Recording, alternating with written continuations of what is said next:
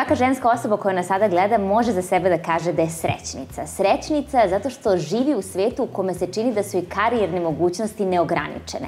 Ali sad je pitanje da li je to baš tako i kada ćemo u stvari postići potpunu rodnu ravnopravnost na radnom mestu i da li možemo da poboljšamo i koliko prisutnost žena na liderskim i rukovodećim pozicijama. Da li je to možda samo teorija ili neka utopijska misao ili zaista može da se desi. Upravo zbog toga mi je veliko zadovoljstvo što danas razgovaram sa Goranom Rašić, finansijskom direktorkom i jednom od članica izvršnog odbora Generali osiguranja Srbija. Želim da čujem od nje kako je ona dospela na poziciju na kojoj je trenutno u, mogu reći slobodno, muškom svetu i kako je 20 godina krčila svoj put da danas bude primer svima nama, ženama liderkama, kako to može da se postane i radi sa pravom merom. Gorana, dobar dan. Mnogo mi je drago što vas danas vidim ovde sa mnom. Dobar dan, Teodora, zadovoljstvo je moje. Hvala na pozivu. Evo, današnja tema je upravo žensko liderstvo. Pričamo na važan datum, 19. novembar. Zbog čega? Da budem iskrena, da si me pitala ovako spontano nekad u kafiću pre par meseci zašto 19. novembra, ne bi znala tačan odgovor, ali istina je da je danas Međunarodni dan muškaraca, a za nas u Generali u poslednji dan nedelje različitosti o kojoj pričamo o mnogim važnim temama, pa tako i o rodnoj ravnopravnosti. Da, i upravo Generali osiguranja Srbije je u stvari kompanija koja se zaista brine negde o različitosti i ravnopravnosti i ono što mogu odmah da napomenem jeste da 55% žena se upravo nalazi u ovoj kompaniji i da čak polovina izvršnog odbora jesu upravo žene, zar ne? Tako je. Tako je, hvala na tome. Ja sam presrećna da danas nemamo samo tako lepu statistiku, nego da ja mogu da pričam o svom iskustvu i da i ja i mnoge moje koleginice imamo taj put u Generaliju, da se osjećamo i da jesmo ravnopravne, pa čak i na visokim rukovodećim pozicijama, što znamo da u celom svetu i nije baš tako. Da, i koji je ono savjet koji biste vi dali svim vašim ženama, liderkama, kada je u stvari u pitanju vođenje posla na toj rukovodećoj poziciji? Pa, mnogi su savjeti koje bi mogla da dam ženama liderkama, ali na ovu temu za početak bih rekla da je jako važno da znamo šta želimo, da to što želimo glasno i kažemo i da na tome radimo. I ja verujem da sam na ovoj poziciji zato što sam svih prethodnih 20 godina moje karijere vredno radila. Drugi, takođe važan savjet bih rekla svim mojim koleginicama i ženama uopšte da izbegnu bilo kakve generalizacije i da se rasterete tih nekih prethodnih iskustava koje su vodile naše bake, naše majke u njihovo vreme, da se izbore za današnju situaciju, a to je da danas imamo kakvu takvu ravnopravnost. Lepo si rekla u ovom svom uvodu da se mnogo bitaka borilo ranije i da smo danas mi žene srećne što imamo ovu situaciju. Što ne znači da je situacija idealna, mnoge bitke su još pred nama i mi treba da se fokusiramo na te bitke koje dolaze. Daću jedan primer. Mnogo pričamo o tome da je budućnost zapravo očekuje se u veštačkoj inteligenciji, u analizi podataka, odnosno u data analyst zanimanjima, a onda je porazno za mene da čujem da samo 30% žena danas radi na tim pozicijama. I to je odgovornost i za nas žene. Ako želimo da budemo u tom rastućem svetu, pa čak da budemo liderke tu, onda moramo da se uhvatimo u kolo podataka i veštačke inteligencije i da radimo na tome da sutra budemo tu lider. Da, a da li vidite, na primjer, razliku u poslu i odnosu prema poslu kada su žene liderke u pitanju i muškarci lideri i koja je to razlika? Pa različitosti ima mnogo, naravno, o tome se jako često priča, pa tako i ja, imala sam priliku i da slušam i da pričam o tome, ali ono što bi možda sada izdvojila, koja je očigledna, ono što nam svima upada u oči, to je, na primjer, kako muškarci i žene reaguju u poslovnim situacijama i na javnim nastupima ili na sastancima. Na primjer, jedan običan primjer, kada muškarac ide na poslovni sastanak, on pored teme gde je kompetentan i zašto ide na tu temu, pripremi se i s kim će to da razgovara, pokuša da sazna njegove ili njene prethodne iskustva, odluke i kako pristupiti toj osobi. Manje se priprema u smislu tabela podataka i ostalo. To ostavljaju nama ženama, mi smo tu malo više štreberke. Mi dođemo na sve sastanke, ja sam takva, nisam ništa drugačija od mojih koleginica. perfektno spremne sa svim mogućim statistikama, podacima i tako dalje, a ne iskoristimo dovoljno vremena i pripreme da vidimo šta je to osoba sa kojom ću da razgovaram očekivala, kakva su njena ili njegova iskustva, ko je Teodora s kojom ja danas pričam. To je ono što je razlika muškarca i žene. I onda u tom svetlu se nekako nama čini, ženama se čini da smo mi manje uključene u taj sastanak, a to možda i nije tako. Da, ali što moram da napomenem jeste da naša prednost jeste to što osjećamo situaciju, osjećamo našeg sagovornika i osobu sa kojom razgovaramo. Koliko to treba da iskoristimo? Mi smo žene i žene i muškarci imaju neke očigledne razlike. Jedna od tih je emotivnost i drugačija komunikacija i mislim da je to apsolutno ne samo potrebno, nego neophodno da se iskoristi uvek na etičan i lep način. Znači, mi smo žene sklonije da gradimo dobre odnose, da smirimo situaciju kada je to potrebno i ako to radimo na lep, poslovni i primeren način, ne vidim ništa loše u tome. Sa druge strane, treba i da uživamo u tome što smo žene i da nikako ne pokušamo da imitiramo muškarce, treba da ih razumemo, treba da govorimo njihov jezik, da se tako izrazim, ali nikako da ne pokušamo da budemo i da se ponašamo kao muškarci. Jer upravo mi imamo svoje vrline koje treba da iskoristimo u poslovnom oba pola imaju i mislim da te različitosti treba samo razumeti i primeniti ih gde treba. U oktobru ste učestvovali na Women's forumu. Kakve utiske nosite sa tog učešća?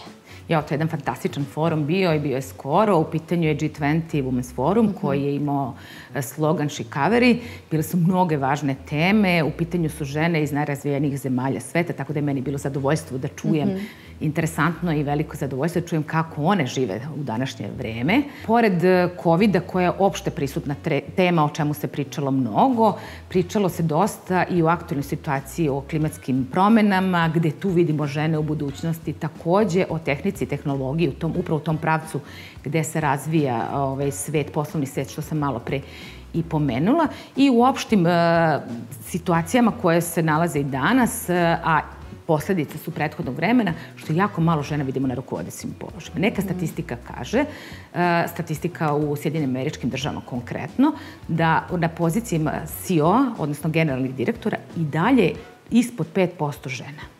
To je situacija koja je neprihvatljiva i to su bile neke teme da se razgovara, da se vidi, pored statistika koja je, pretpostavljamo, tačna, šta je to što nas čini, što je pored svih napora koje ulažemo godinama unazad, ta statistika tako govori.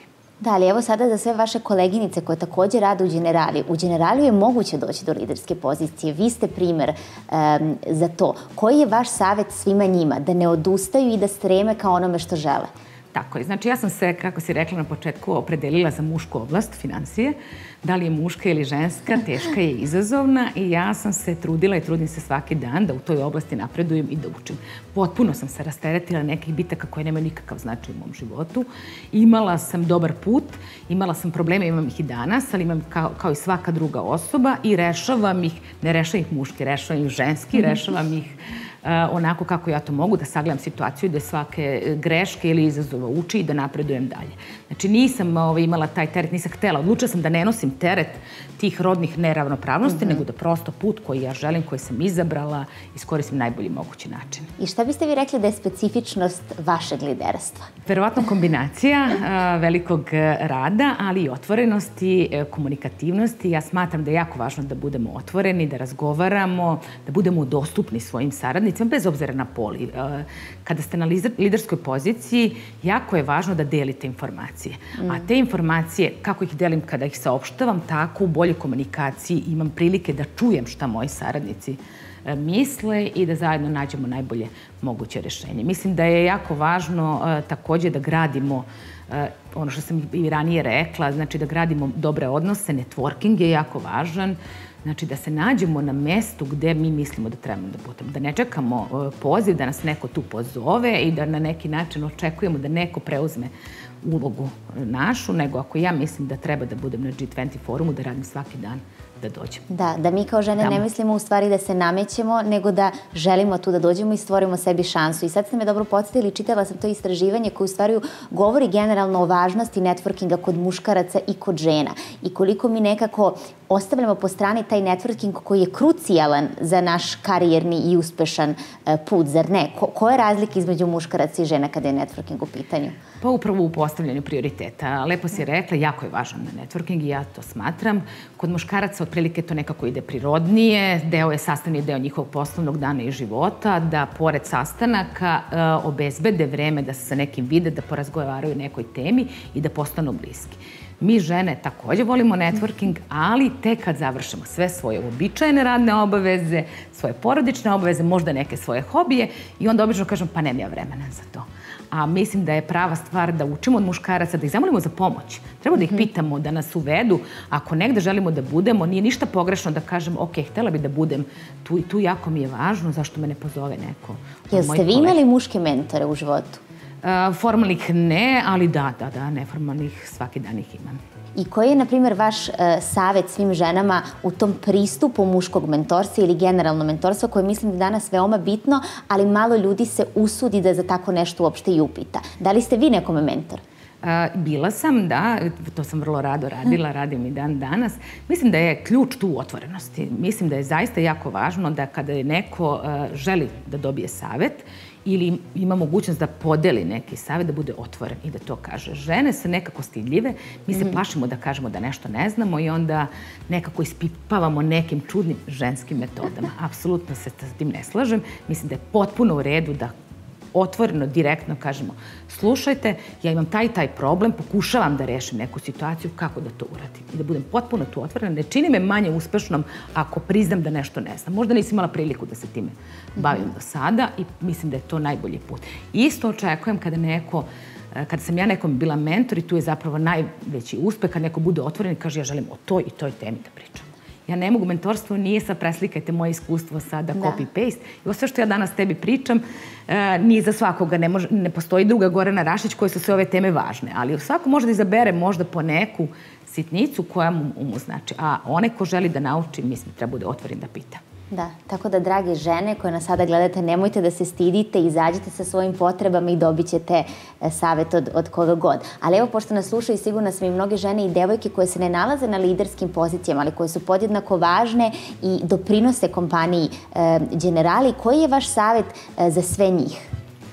Pa mislim da je jako važno na liderskim ili neliderskim pozicijama da nađemo balans između svog privatnog i poslovnog života. Mislim da smo mi žene tu sklone da radimo privatne obaveze i poslovne obaveze sa nekom određenom grižnjom savesti. Mislim da je jako važno da napravimo granicu i da nađemo same kako ćemo da zaokružimo poslovni deo života i privatni deo života i da u jednom i drugom uživamo. Mislim da je to prava mera, da tu ne postoji nikakav specijalni recept ili neke velike i mudre misli, tu su možda mali rituali koje primenjujem i ja danas, kako da se nosim sa velikim poslovnim obavezama, a opet da ostavim dovoljno prostora za ono... Koji su to rituali?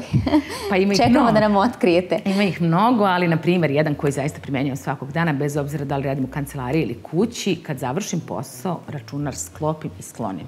Znači, ako je to u kućnim uslovima, zaista ga fizički sklonim sa stola i na taj način i sebi i svima stavljam do znanja da više nisam Gorana Rašić, CFO Generalija, nego sam Gorana Rašić u svom privatnom životu.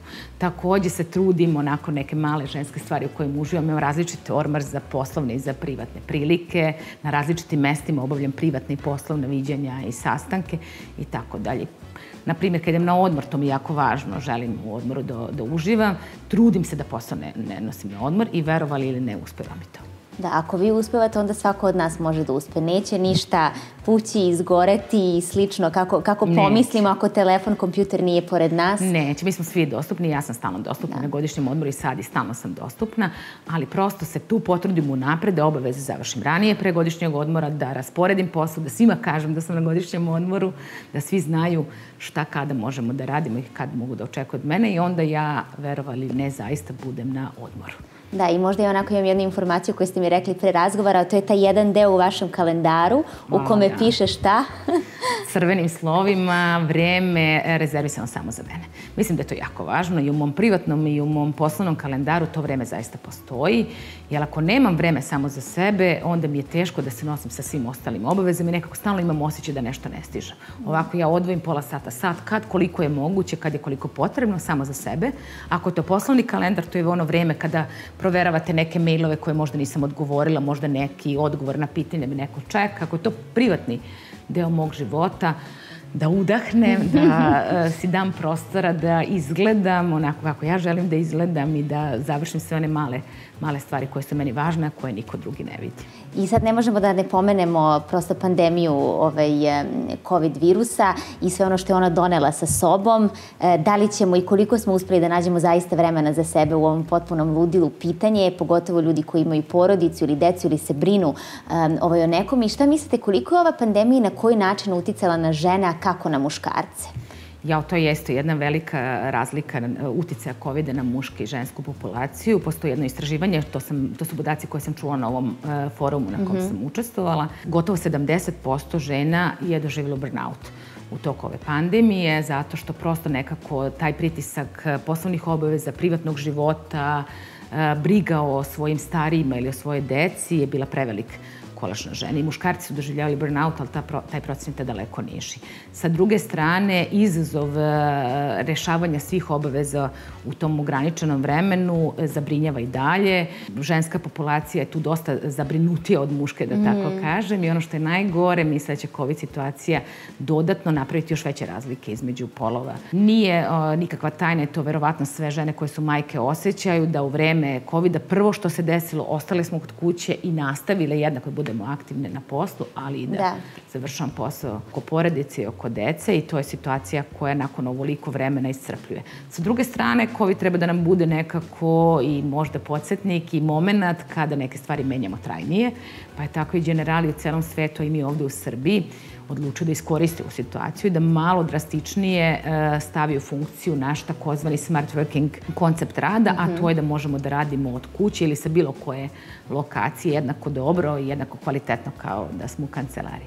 To je jedan potpuno novi svet koji smo videli, moram tako da kažem, zahvaljujući COVID-u. Da, i koji ne samo da možemo da radimo dakle god želimo, nego i budemo u kontaktu sa drugim predstavništvima generalija gde god u svetu. Apsolutno. Apsolutno. To je posebno važno za mlađe generacije i za neke veliki broj mojih saradnika koji pre COVID-a nisu imali priliku da odlaze u grupu, da imaju sastanke sa nekim relevantnim stručnjacima iz svoje oblasti, iz možda Italije, iz Francuske i Nemačke. Danas, zahvaljujući ovim sastancima na Teamsu i na ostalim digitalnim platformama, nama je prozor u svet otvoren. Takođe, opet ako pričamo o ravnopravnosti polova, mladim koleginicama ovo je šansa da nađu svoje mesto u kvalitetnim poslovima u generali u nekoj drugoj zemlji, koje možda ranije se ne bi odlučivale zbog porodice i zbog privatnog života. Da, mogućnosti su zaista neograničene. Eto, jedne lepe stvari koje nam je pandemija donela. A kako se generali još nekako brine o svojim zaposlenima? Pomenuli ste za sve nove majke posebne uslove, isto tako bez obzira da li ste žena ili muškarac, briga da li o porodici ili nekim svojim potrebama. Jako nam je važna porodica, jako nam je važan taj balans privatnog i poslovnog. Imamo za majke jednu jako važnu aktivnost, a to je za mlade majke kada se vrate na posao. U prvom mesecu rade pola radnog vremena i imaju sve uslove kao da rade puno radno vreme, uključujući i zaradu. Takođe za mlade očeve imamo duži boravak sa svojom porodicom kada beba dođe u kuću i mnoge stvari koje smo uvodili prethodnih godina. Ono što je jako važno i zašto sve to radimo je da se naše kolege i koleginice osjećaju dobro i da samo u tom dobrom odnosu privatnog poslovnog života daju svoj maksimum. Mislite li da su primere za takve promene dale žene ili muškarci u ovoj kompaniji? Pa sad, zaista ne bih to mogla da kažem. Ono što je meni važno da kažem, da se osjećamo slobodno da dajemo neke predloge, bili da smo muškarci ili žene. I ja sam isto lično davala neke predloge i isto tako čula predloge i sa jedne i sa druge strane. Prirodno, verovatno bi mogla da zaključim da su ove predloge za porodicu, decu i za taj deo mladih porodica možda davale pre koleginice, ali ne mogu to da tvrdim. Važno je da su oni prihvaćeni i da se sada primenjuju. Tako je. Da, i evo sada mi recite, kao ženi u biznisu, već 20 godina ste u poslu, koja je razlika u nekako odnosu prema ženama na početku vaše karijere i danas u 2021. godini?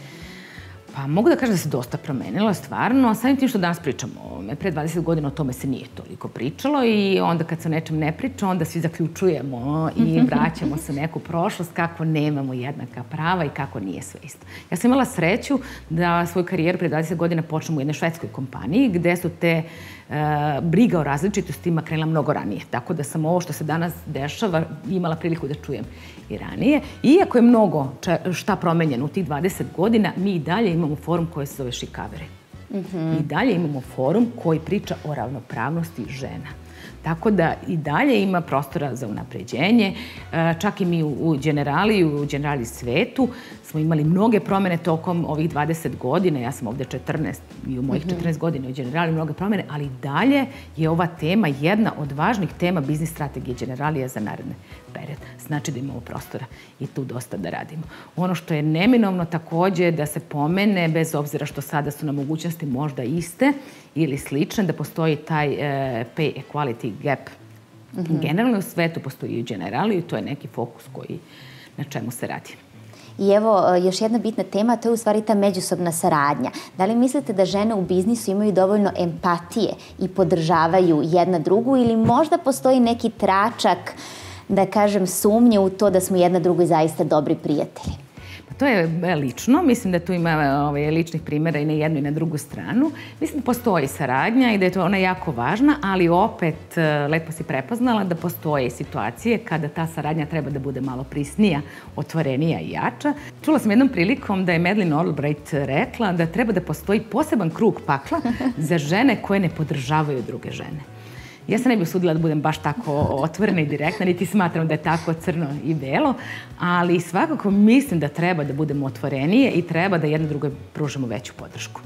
Nekad se to nekako podrazumeva i mi mislimo da pružamo veliku podršku jedne drugima, ali ipak treba napraviti korak dalje i dati konkretan primer i konkretno neku, da kažem, poziv mladim koleginicama da nam se jave, da traže savet, opet se vraćamo na komunikaciju i tako dalje, a sa druge strane da uvek budemo dostupne jedna drugama, da prepoznamo prosto. Mi imamo taj osjećaj, znači žene imaju to urođeno da osetimo kad se nešto dešava. Baš upravo kada osetimo da je neko možda se lošije snalazi na početku neke nove karijere, da ga onako prigrlimo i pomognemo. Tako je, i da pomognemo. Gorane, ja stvarno kao devojka na početku svoje karijere sam oduševljena ovim razgovorom danas sa vama, prije svega zato što iako ste na rukovodećoj liderskoj poziciji, direktor ste financija Generalija, vaš odnos sa mnom je upravo takav, prijateljski i dobronameran, što je zaista retko i želim da vam čestitam na tome i da nekako damo primjer svim drugim ženama liderkama da budu takve, jer pomoć nam je potrebna, savjeti su nam potrebni i hvala vam mnogo na današnjem razgovoru, sigurna sam da će značiti mnogima koji nas gledaju. Da li postoji neki završni, da kažem, savjet koji biste sada uputili ne samo ženama, nego i muškarcima u poslu i koja je to neka karakteristika koji treba da streme uvek, bez obzira na sve? Prvo, Teodora, hvala na ovim divnim rečima, na ovom prijatnom razgovoru. Zaista je meni lepo uvek da pričam o ovim temama i imala bih šta tu reći, pa ću ostati dostupna i za pitanja posle, naravno i za tebe i za sve koji nas slušaju i gledaju. Savet za sve moje koleginice i kolege i uopšte mlade ljude u biznisu je da nije pogrešno da imamo snove, stremljenja i ciljeve. Mislim da je to nekako jako važno da razumemo i da ćemo time mnoge nesporazume izbeći. Potpuno je u redu da kažemo ja sebe vidim za 5 godina tu i tu, da to saopštim, da kažem i sebi, ali i svojoj okolini i da na tome radimo. Nekako ona skromnost ranija koja je bila vrlina, izražena skromnost, neću ja da kažem, pa sigurno će se moj šef ili neko već setiti da ja tu sebe vidim. Mislim da to danas više nema vremena za to i da prosto nije ni potrebno. Mnoge teme o kojima nismo možda danas ja i ti pričale, o kojima se priča, da na primjer žene nemaju jednaku šansu zato što se podrazumeva da će ono u nekom periodu da budu majke pa budu manje dostupne. To je tema o kojoj treba da se priča. Potpuno je u redu, bez da vas neko pita da kažete ja u narednih par godina imam te i te prioritete, ali za 5 godina sam tu i tu i da zajedno sa nekim svojim saradnicima, mentorima radimo na tome.